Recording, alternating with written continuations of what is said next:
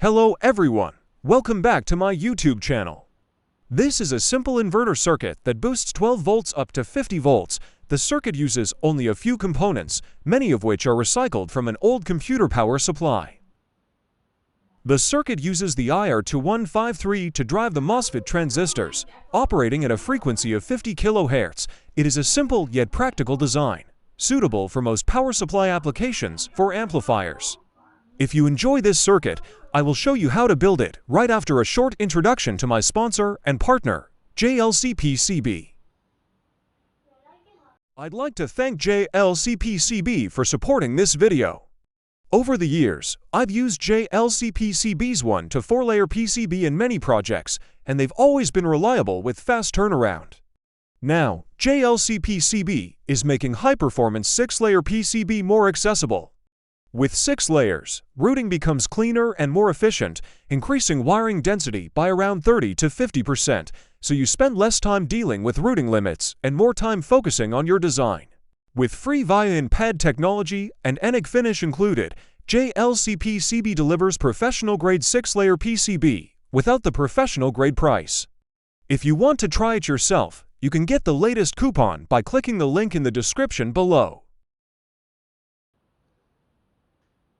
This is the result after just 1 week since I uploaded my PCB design to JLCPCB.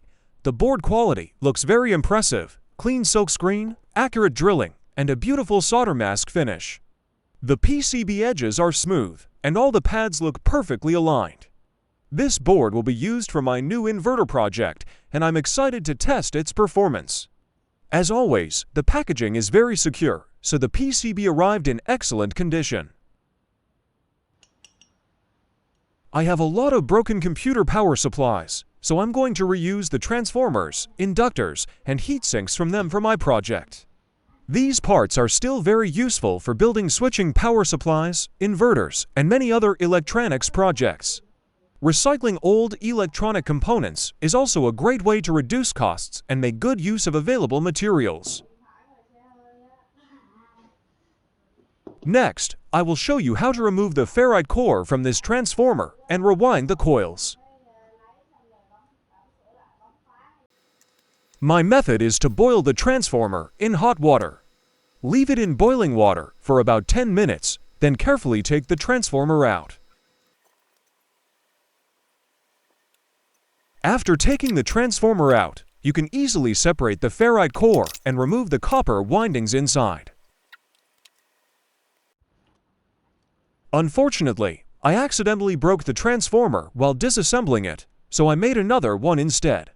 The damaged ferrite core will still be reused for another application, so nothing goes to waste.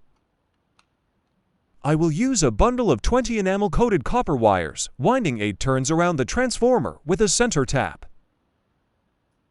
The winding process is very simple. Start from one side and wind for turns around the transformer, then bring out the center tap. Next, from the center tap, wind another for turns around the transformer and bring the wire out from the other side. After finishing the primary winding, this is what the result looks like.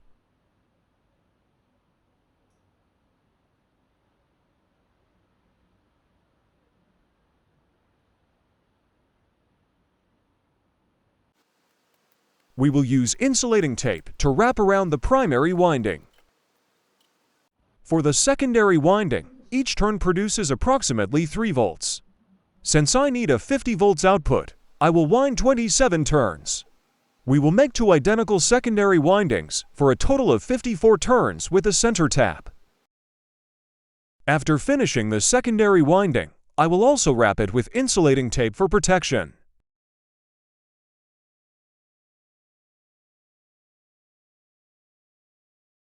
You need to tightly join the 2 halves of the transformer together, making sure there is no air gap so the transformer can operate at its best efficiency.